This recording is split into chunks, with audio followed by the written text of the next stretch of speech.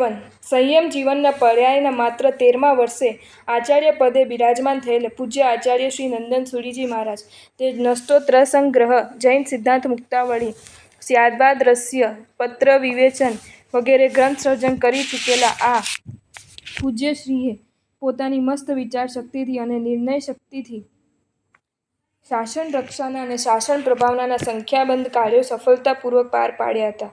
65 વર્ષના દીક્ષા પર્યાયને સંપન્ન કરી પૂજ્યશ્રી સ્વર્ગે પધાર્યા. 700 શ્રીમાળી કુટુંબોને મૃત્યુના મુખમાંથી ઉગારી લઈને જીન શાસનનું અનુરાગી બનાવનાર પૂજ્યશ્રી એટલે જે વાદી વેતાળ આચાર્ય શ્રી શાંતિ સુરીજી. આ પૂજ્યશ્રીને ખુદ સરસ્વતીએ તુષ્ટમાન થઈને આશીર્વાદ આપેલા કે જ્યારે જ્યારે પણ હાથને ઊંચો રાખીને તમે વિજય મુદ્રામાં વાત કરશો ત્યારે ત્યારે તમે એક પ્રભાવક જૈનવાદી તરીકે વિજય વરસો અને એનું જ આ પરિણામ હતું કે ભોજન દરબારમાં 84 વાદીઓને કે જે વિજય દીઠ 1 લાખ ટ્રમનું ઇનામ હતું હરાવી દીધા હતા.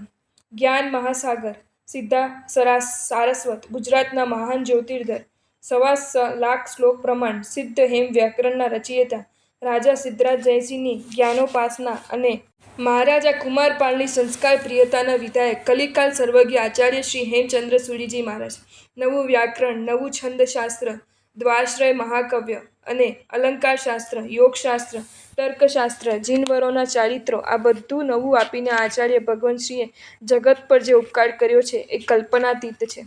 21 વર્ષની વયે આચાર્ય પદે બિરાજમાન થયેલ આ મહાપુરુષ 74 વર્ષનો દીક્ષા પર્યાય પૂર્ણ કરી બ્રહ્મારંધ્રથી પ્રાણ છોડી પાટણમાં સમાધિપૂર્વક કાલધર્મ પામી ચોથા દેવલોકે પધાર્યા. ગુરુઆજ્ઞા પાલન ખાતર જાન ન્યોછાવર કરી ચૂકેલા પૂજ્યપાદ આચાર્ય ભગવંત શ્રી રામચંદ્ર સુરીશ્વરજી મહારાજ રાજસત્તા સામે ધર્મસત્તાને ટકાવી રાખવા માટે સંપત્તિનું બલિદાન આપનાર તો ઘણા મળે છે, પણ આ પૂજ્ય પુરુષે બાલચંદ્રને આચાર્ય પદવી ન આપવાની ગુરુદેવની આજ્ઞાને ધબકતી રાખવા અજયપાલ રાજાની આજ્ઞાથી ધગધગતી કડાઈ પર ચડી જઈને જીવનનું બલિદાન આપી દીધું. પોતાના વિશુદ્ધ ચારિત્ર બલથી અને વિશિષ્ટ જ્ઞાન બલથી ભવિષ્યની સચોટ આગાહી કરી શકવામાં સફળ અને કુશલ પૂજ્ય આચાર્ય દેવ શ્રી પરમદેવ સુરીજી. વિક્રમ સંવત 1313, 1314 અને 1315 આ 3 વર્ષ દુષ્કાળના હોવાથી અગણિત જીવોને બચાવી લેવા દાનવીર જગડુશાને આ પૂજ્યશ્રીએ જે અન્ન, વસ્ત્ર, ઔષધ વગેરેનો સંગ્રહ કરી લેવા પ્રેરિત કર્યા હતા, જેના પ્રભાવે જગડુશાએ 112 દાનશાળાઓના માધ્યમે 8 અબજ 6.5 કરોડ પણ અનાજનું વિતરણ કર્યું. લાખો કરોડો જીવોની રક્ષામાં નિમિત્ત બનેલા આ પૂજ્યશ્રીને કોટિશઃ વંદન. સત્યનિષ્ઠ, આત્મગવેષક, સરળ મનના પૂજ્યપાદ આચાર્ય દેવ શ્રી ગોવિંદ સુરીજી મહારાજ વાદમાં જૈન આચાર્યને હરાવવા સંયમ જીવન અંગીકાર કરનાર ગોવિંદ બ્રાહ્મણમાંથી ગોવિંદ મુનિ બનનાર આ પૂજ્યશ્રી જેમ જેમ શાસ્ત્ર અધ્યયન કરતા ગયા તેમ તેમ એમના અજ્ઞાનનો અંધકાર નષ્ટ થઈ ગયો.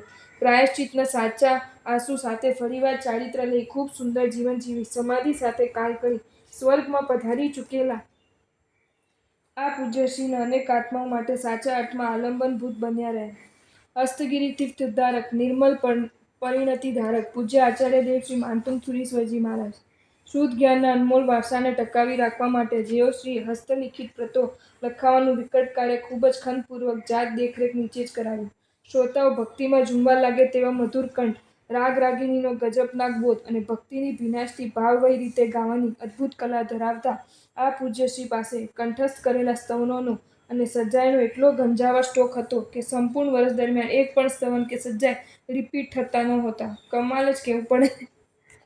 ટીકાકાર આચાર્ય ભગવંતોને સ્મૃતિપથ પર લાવતાની સાથે જેમનું નામ સૌ પ્રથમ સ્મૃતિપથ પર આવી જાય એ નામ એટલે જ આચાર્ય શ્રી શિલાંગ સુરીજી મહારાજ.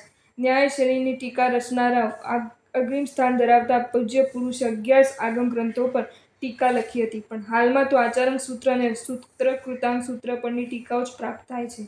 સુખદ હકીકત તો એ છે કે ટીકાની રચનાનું પુણ્ય ભવ્યજનોના કલ્યાણનું નિમિત્ત બને એવી ઉદાત્ત ભાવના આ પુણ્ય પુરુષે વ્યક્ત કરી છે.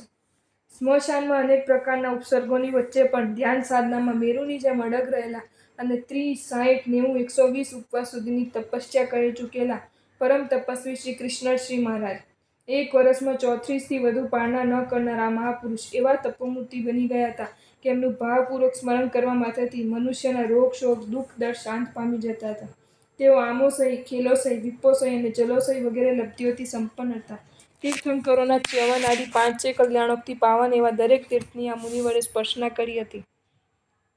ગ્રહસ્થપનામાં 6 વીઘાનો ત્યાગી બની સંયમ જીવન અંગીકાર કરી ચૂકેલા પૂજ્યશ્રી એટલે જ આચાર્યદેવ શ્રી વીર સુરીજી મહારાજ. સંયમ જીવન અંગીકાર કર્યાના ત્રીજા દિવસે ગુરુદેવશ્રી તરફથી એમને અંગવિદ્યાના આમનાઓ મળ્યા અને થરાદ વગેરે જઈ અંગવિદ્યાઓની સિદ્ધિ કરીને ઉપસક કરનાર વિપક્ષને ભક્ત બનાવી દીધો અને જેક્ષસની સેવા લઈને અષ્ટાપદ તીર્થની યાત્રા કરી લીધી. અનેક રાત્રિઓ ધ્યાનયોગમાં વિતાવી જીન શાસનની રક્ષા કરી ચૂકેલા પૂજ્યશ્રી અંતે અનશન કરી સ્વર્ગમાં पधारे। आपको ये वीडियो अच्छा लगा हो तो इसे लाइक करें और शेयर करें और ऐसे ही नए नए वीडियोज़ देखने के लिए सब्सक्राइब करें हमारी channel Jain facts and stories को।